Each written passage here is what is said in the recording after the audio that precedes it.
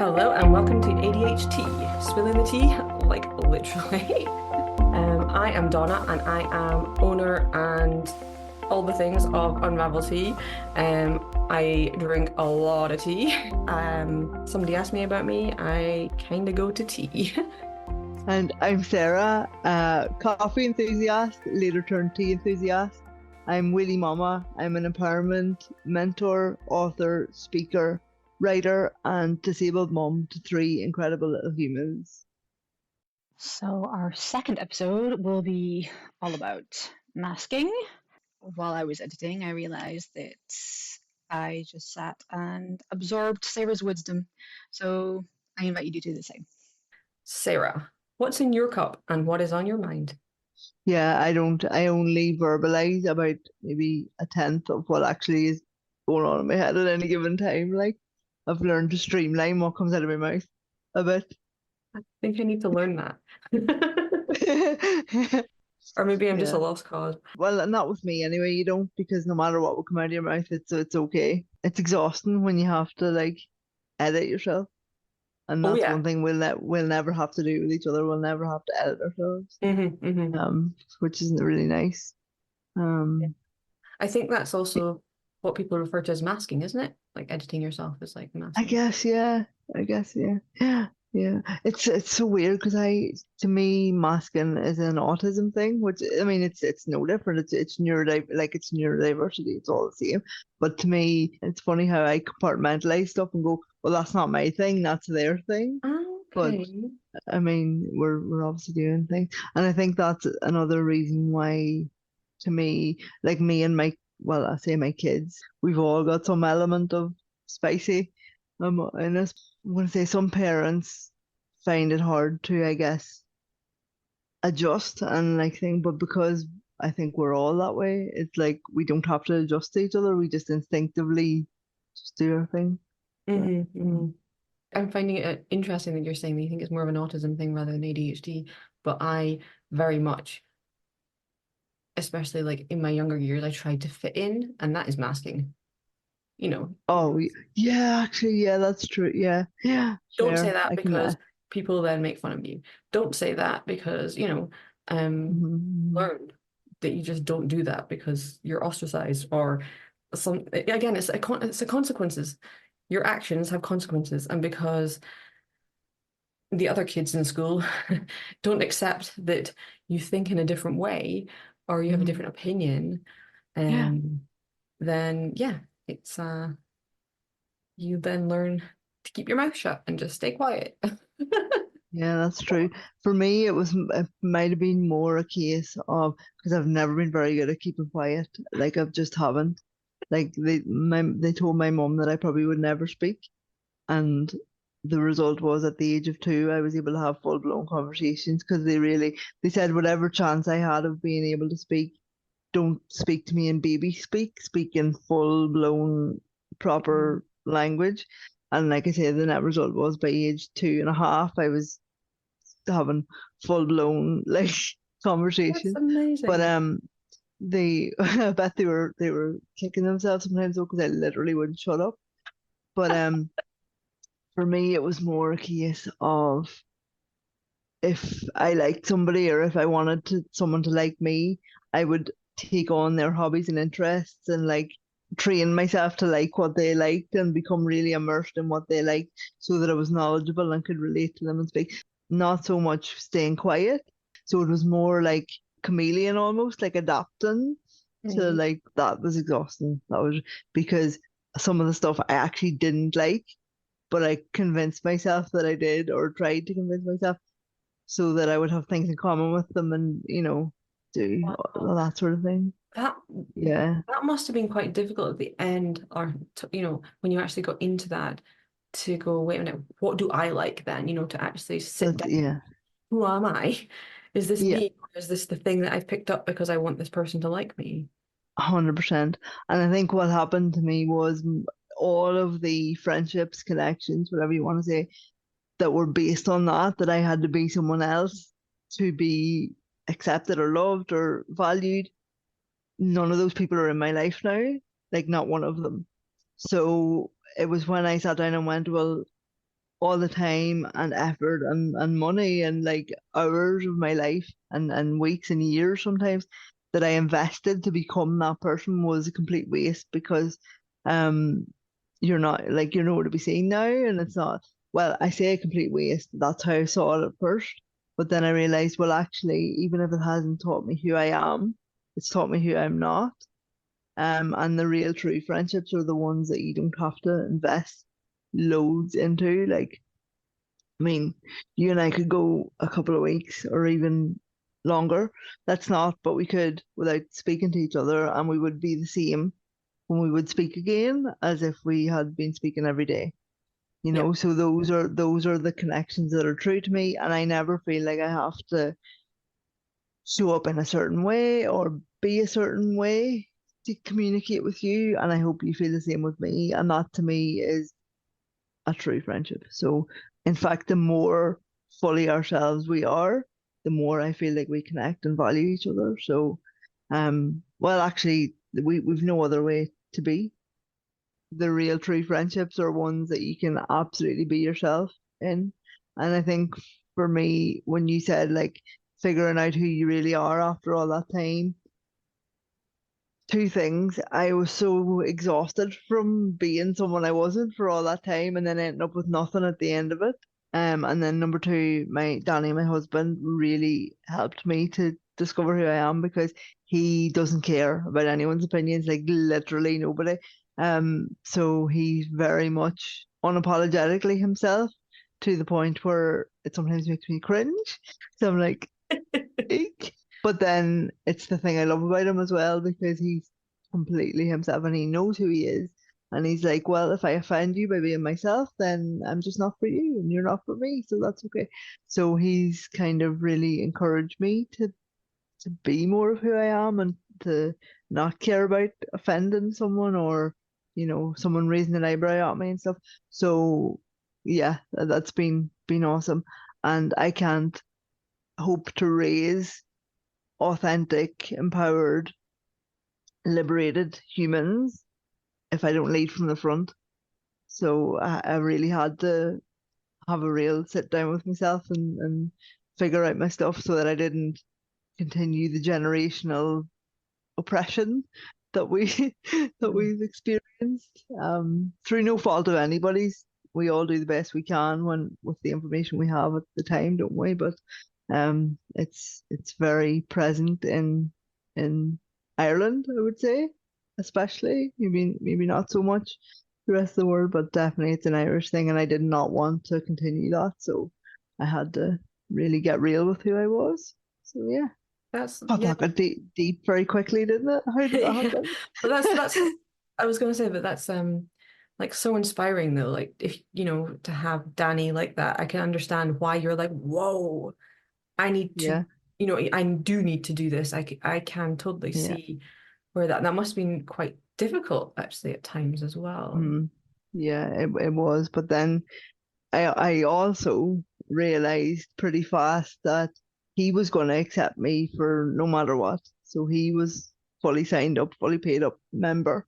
So, and I also firmly believe that you only need one solid ride or die in your life because I had big groups of friends, and like I say, when push came to shove, they were nowhere to be seen.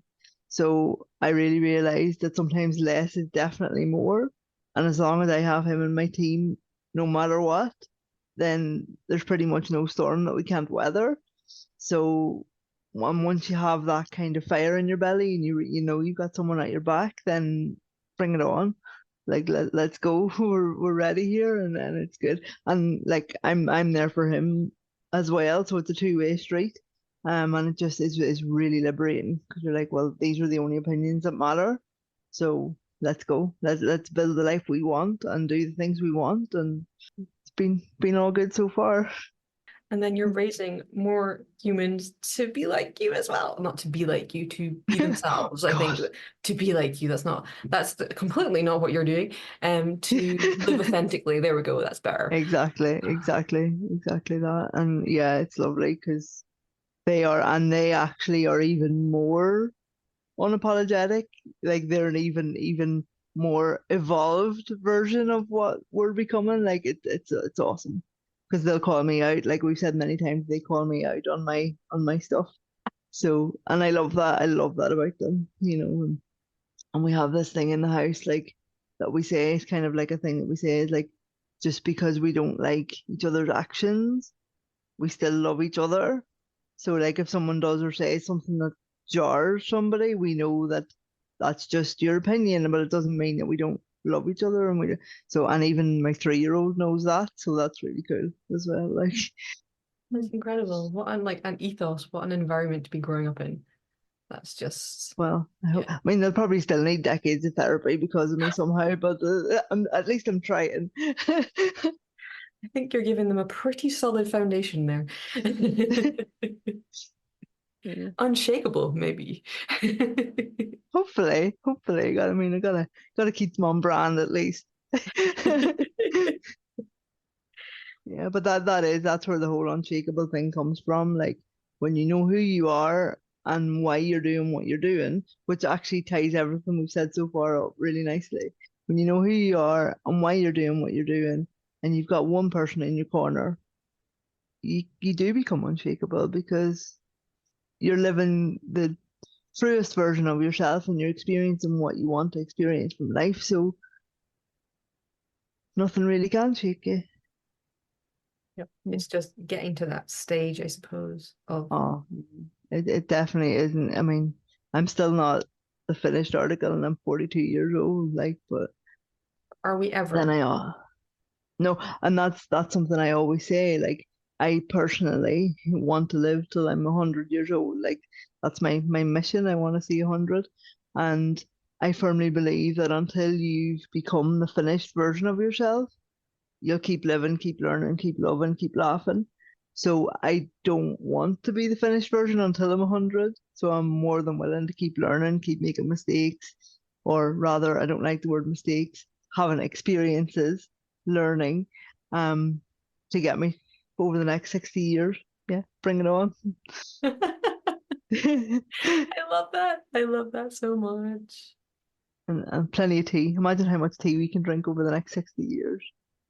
I know. I mean, how much tea do I drink in a day sometimes? Yeah, I'm gonna be like mountains of tea. Yeah, awesome. And tea actually, this is definitely TMI, so apologies to anyone who doesn't like TMI. Tea doesn't have the same effect on my bladder as coffee does, so the more tea we can have, the better, I think. So is our aim to make you replace your coffee with tea? Ooh, there's a challenge. Actually, you know what? That probably will happen naturally over time because I'll be not so sleep deprived when the kids are older, and as and when I'm retired and I'm not working anymore and stuff. Although I don't think I'll ever stop doing my business. The less kind of energy draining factors that are present in my life, then the less caffeine I should need, or the less coffee I should need at least. From the one who used to order, what was it, cappuccino? Was it cappuccino at Oh yeah, tea? yeah. Although that was a real proof of growth point when we brought my daughter for her afternoon tea for her birthday just last month, and I actually ordered a proper tea, I'm so proud of inspired you. inspired by Siren's clarity, I will say, because, and I probably should preface that with a little bit of an explanation of Siren's clarity, because I know you're way too modest to do so. Um, my love of Donna and my love of her tea, ultimately led to me helping her, or should I say, inspiring Inspiring, yeah, I and think. you and you blend, because it was one you've been working on for a while, wasn't it? And you were saying there's Yeah, something I just sometimes missing, get or I sometimes get annoyed. Um, especially if it's herbs that I've not really worked with before. So I had a base made. It was a base I'd actually used for myself. I was very ill and a really not happy throat, and I don't even know what I sounded like. Could barely speak at some points. And I'd made this blend for myself, and it was absolutely mind-blowingly good. But it didn't really taste of anything. I mean, there's some herbs that don't really taste of much. And I just couldn't figure out what to put with it. And these were herbs I never really worked with before, so they kind of interacted with other herbs in a way I've never encountered as well, like taste wise. So I tried a few things and it just didn't work, and I kind of I shelved it. I shelved it for about a year, maybe 2 years actually. And then you'd been talking about how you'd been feeling and you had similar experience and throat issues and everything, and I was like, I have this thing. And you'd then also been saying that you were drinking a lot of ginger. It was ginger. That was where you'd gone. Yeah. I was like, why did I not think about putting ginger with this? And then we spoke about other things, and then Siren's Clarity happened.